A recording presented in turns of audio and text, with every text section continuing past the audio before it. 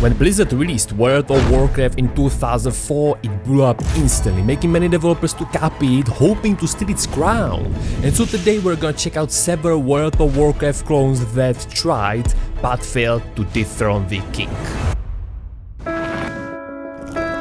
By looking at these photos, you'd say that we're gonna talk about World of Warcraft, right? Yeah, right, it's World of Warcraft clone, so it's gonna look similar. The first one on our list is Runes of Magic. MMORPG released insane 5 years later after World of Warcraft, and still, they thought that apparently it's gonna be a good idea, right? To copy World of Warcraft. Copy that. And it was, since they won the German Game Developer Award for Best International PC Game of 2009.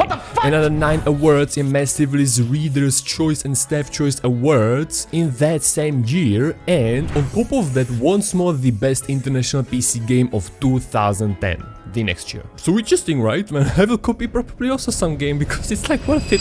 Also, Runes of Magic seem to have a very interesting feature, because on the PvP server you had to buy some gear protection or else you could lose part of your gear in battle.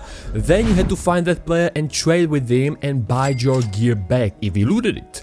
So if you theoretically lose the battle with your maxed out gear, all your time and money you've put in it are lost.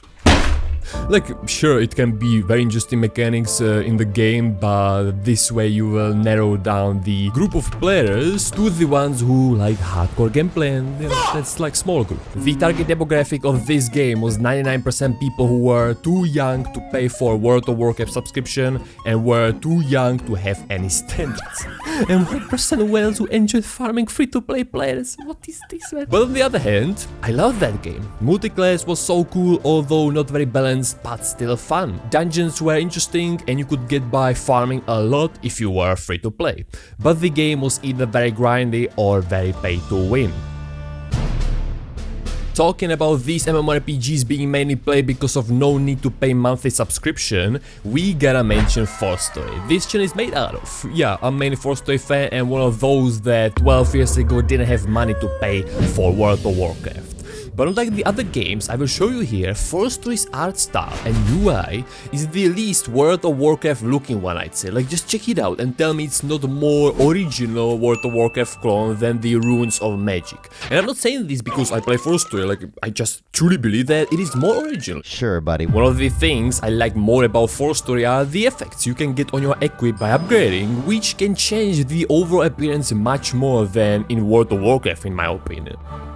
Forstory these days play roughly about 1000 people in total, I guess, spread throughout multiple private servers because official one from Gameforge is totally dead, which is gonna be followed most likely by the developers one too, recently published, called Forstory The Origin.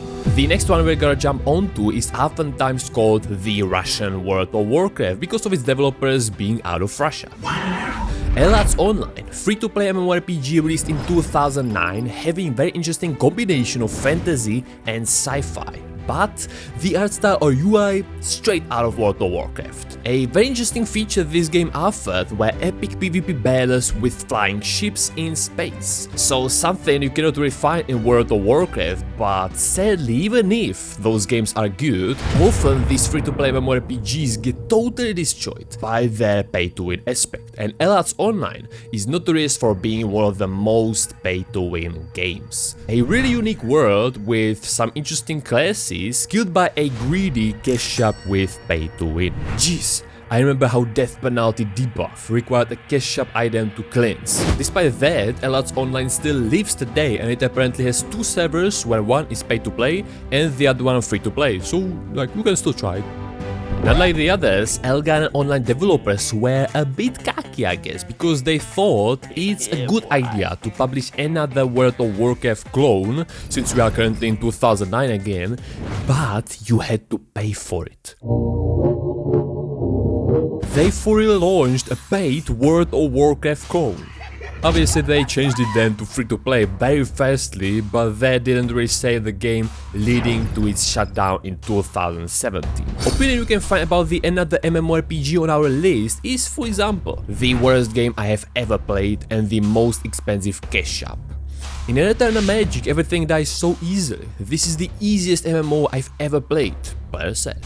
All you apparently need to do is to take a quest and put on autopath, and in many cases you even didn't have a choice, and it lets you automatically to the place, kill the mobs on its own, and it lets you also back. What the f? And if you are not willing to put in it $200 for a horse, prepare for long running sessions. Eternal Magic also, for example, ripped off Guild Wars map you could find in section Guild Wars, and as you can see it's quite similar, man. Heavy, like that's just a coincidence, sure. Or for example this part is also a coincidence. It is definitely not copied from Guild Wars 2. Yeah. Forsaken World is oftentimes classified as a World of Warcraft clone too, like kinda. Because many people say it's one of the better ones, you know, and that's why I will read this right now. The game is very quest heavy and does a good job of having a decent storyline alongside the quests, if you bother to read the quest text. That would be me most likely. But then, potions are pretty much spammable on a 10-second cooldown, so PvP comes down to disable/stunlock or whoever runs out of potions first. Your spells use a good chunk of your mana and you will be potion spamming during instances and boss fights, which makes you need to either grind for tradable gold, grind repeatable quests for enough soul coins to buy NPC potions, or long and boring grind of trade skills. Oh, all of these seems to be like long and boring, well, whatever. Same like Elad's Online, even Forsaken at the beginning, before they deleted it, had interesting function called a bleeding debuff, which could kill a player by deploying their health to a 0. Later it was kept at 1 HP to prevent instant death from the debuff alone.